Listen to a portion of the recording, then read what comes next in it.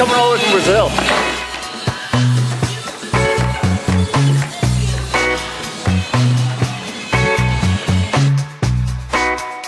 '44.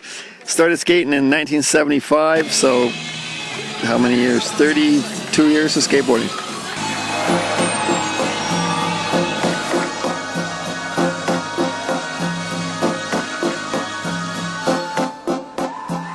I was in Brazil in the late 80s. I think it was 89 or 90 maybe. I traveled to a lot of places when I was a professional skateboarder, and Brazil is one of those places that I've always wanted to go back because my family didn't get a chance to go with me when I was there. Kids were really small and stuff, but it's a place that I've always wanted to go.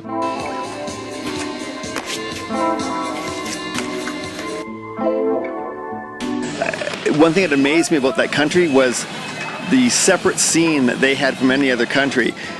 Any other country that the Bones Brigade went to, we were looked upon as, whoa, the Bones Brigade's here, and oh my God, Tony Hawk's here, and all these guys, right?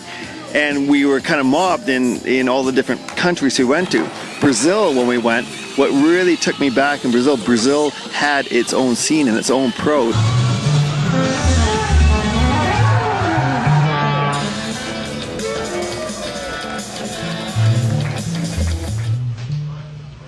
Me being from Vancouver, I've always liked to think that some of the best skaters have come out of this area because we've always had a really good supply of skateboard parks and indoor skateboard parks, and guys like Rob Boyce and Colin McKay and a lot of good skaters have come out of this area.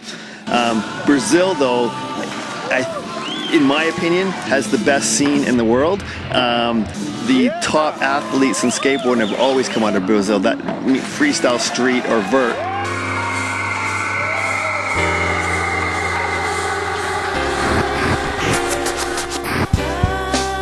When I was in Brazil, that through that time in the late 80s and into the 90s where there was copied brands, and just trying to understand how the business worked in Brazil, because any other country I traveled to in the world, they carried the U.S. product. I mean, the U.S. product was mandatory to have if you had a skate shop in Europe or Japan or anywhere, so the brand names were very popular. When I was in Brazil, though, they had all the copied things. So there was a company, I think at that time, called Caballero, where it was the exact copies of Pal. I think, if I'm correct at the time, the import duties were so incredibly high to Brazil, so the skater in Brazil wouldn't be able to afford a US-made product, so they just copied their own.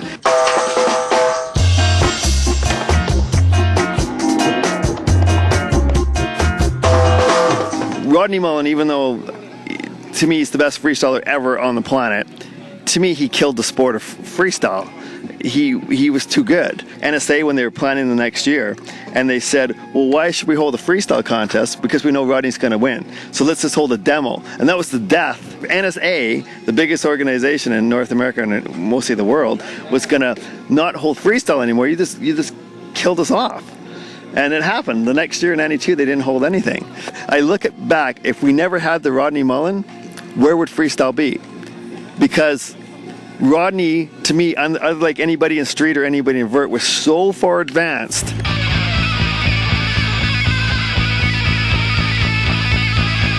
To me, what makes like a top skater is the speed, the style, and just the way they flow and put everything together. Like the Christian Assoys of the day, that just flowing in style.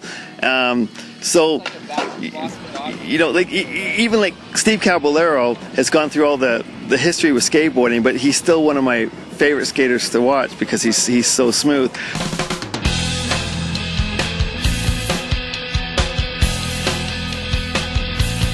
Freestyle in the future, to me, I mean, again, this contest proved it to me too, that there's guys who are 16, 17, 22, whatever, the new and up and coming kids.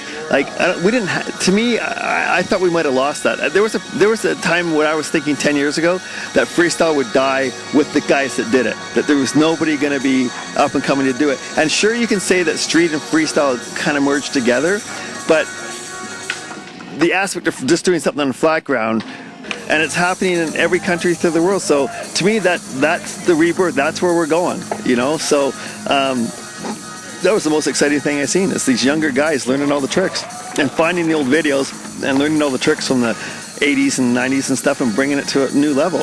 And you can see the street influence a bit too, right? I mean, you can see that whole where they learned street but they brought it into freestyle, and it's I love it. I think it's great. And finally, I think skateboarding, you don't have to be that street skater who's doing the hand railings all the time. You can be, it's freestyle, it's longboarding, it's everything's wide open again.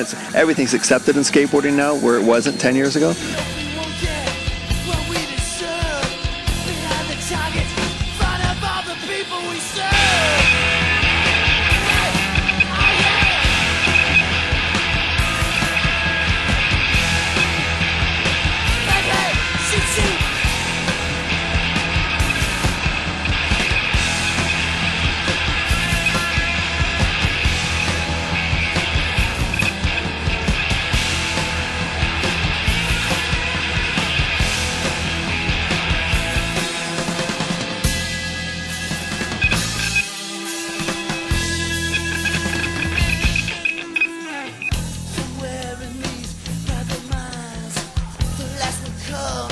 Just in time to clear out the chambers.